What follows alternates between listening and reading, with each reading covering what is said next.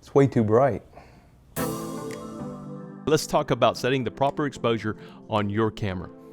If you're familiar with the technical aspects of photography such as apertures, shutter speeds, and ISO, then this should be fairly easy for you to understand. Don't worry if you have no idea what I'm talking about. I'll break it down for you easily in 3 steps. The aperture, shutter, and ISO control the amount of light that enters into your camera.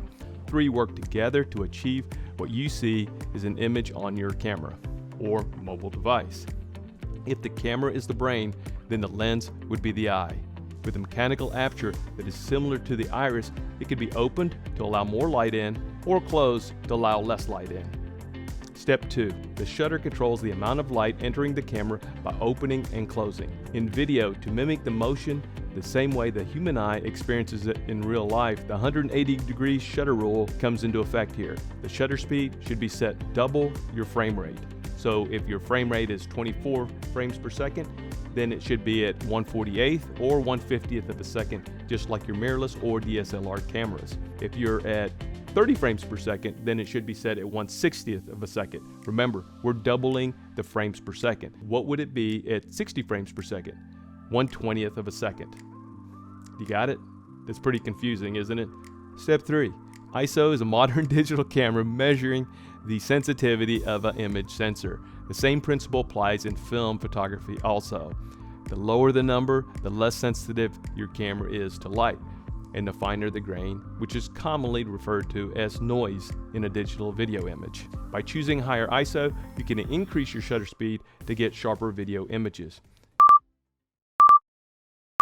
So we're going to go over my camera settings on my camera right there that's looking directly at me. And right now it's properly exposed. The exposure looks good. Now with all things being equal, the lighting and what I got going on here, if you haven't seen it yet, check the link below on my video for lighting. And I'll show you in that video actually how I've got this set up if you haven't watched it. So go back and watch the lighting video and it'll give you a little more information on what I got going on around me and so forth. So I'm not going to touch these lights. I'm going to base what I'm talking about as far as camera exposure, which is from the aperture to the shutter speed to the ISO. And I'm going to adjust those so you could actually see the back of my camera and what's going on there. But I'm controlling my camera from this application right here. So this is an app that controls my cinema camera that's looking at me right here.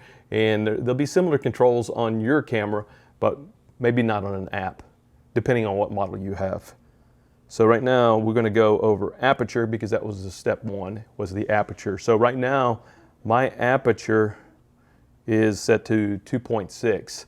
And the reason why I use 2.6 is it's fairly open. It's not the most open that this particular lens will go at, but it's basically like if it's focused on me, then it may be a focus just a slightly, that logo right there that's going across that screen may be in focus, but for the most part, the background should start going softer. So those walls back there should be relatively soft. So there's not a lot of detail back there on those flat walls other than the color that you're seeing on them. So it'll be hard to be able to see that depth of field that's going on there.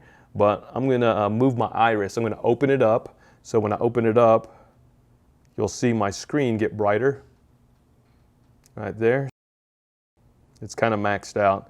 And then I'm going to move it the other way. So 2.6 is where it looked like it was properly exposed.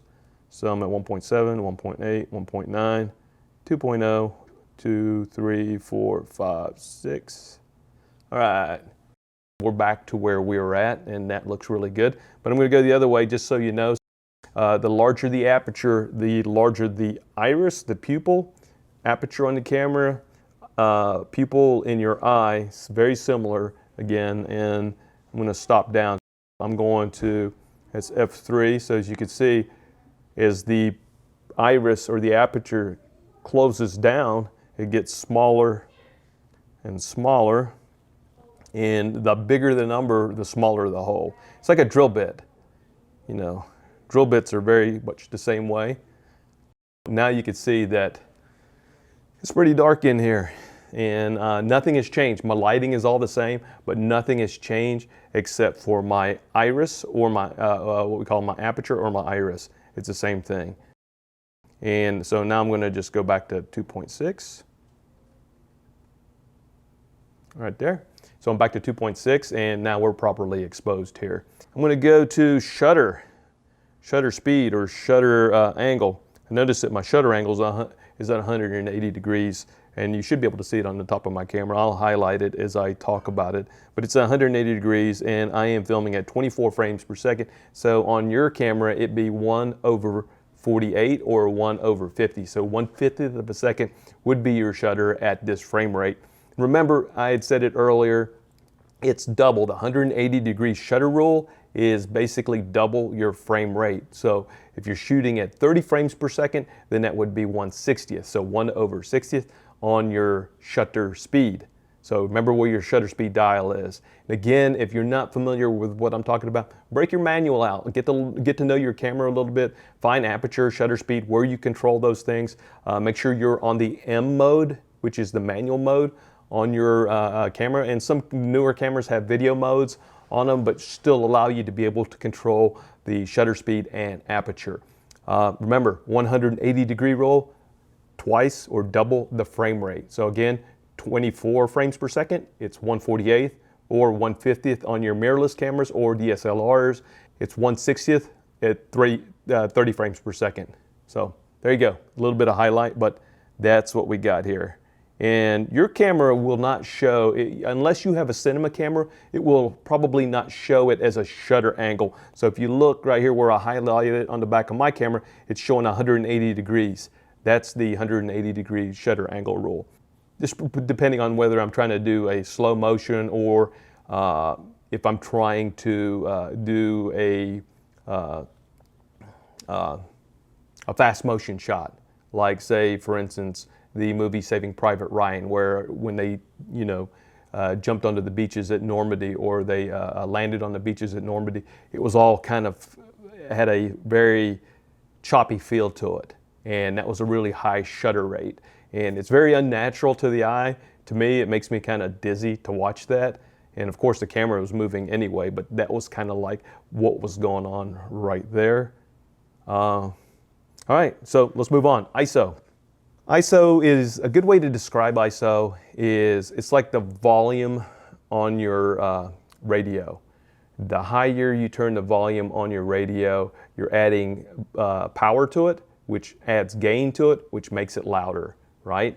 And that's the same thing with the sensor on this camera, is that when you add power to it, when you increase the ISO, so on this particular setting, I am at 1600 ISO, right? So, but if I double to, say if I go up to 3200, right there, you see?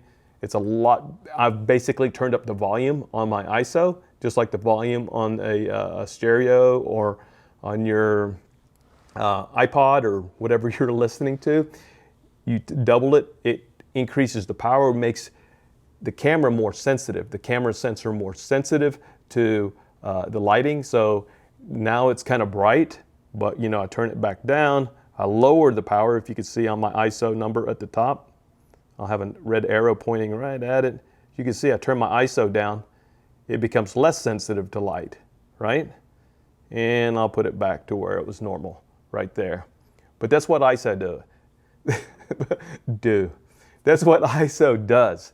It's like a gain control for your sensor. And ISO actually stands for International Standard Organization.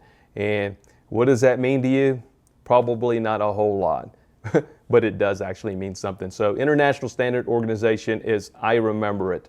And I'm not reading this out of Wikipedia, and I should probably throw up a Wikipedia on what ISO is, but it's standardizing settings all over the world so that there's actually an international setting. So if the ISO 1600 on my camera is set to 1600, then 1600 should be a very similar ISO on another camera. Yeah, so it's standardizing these numbers.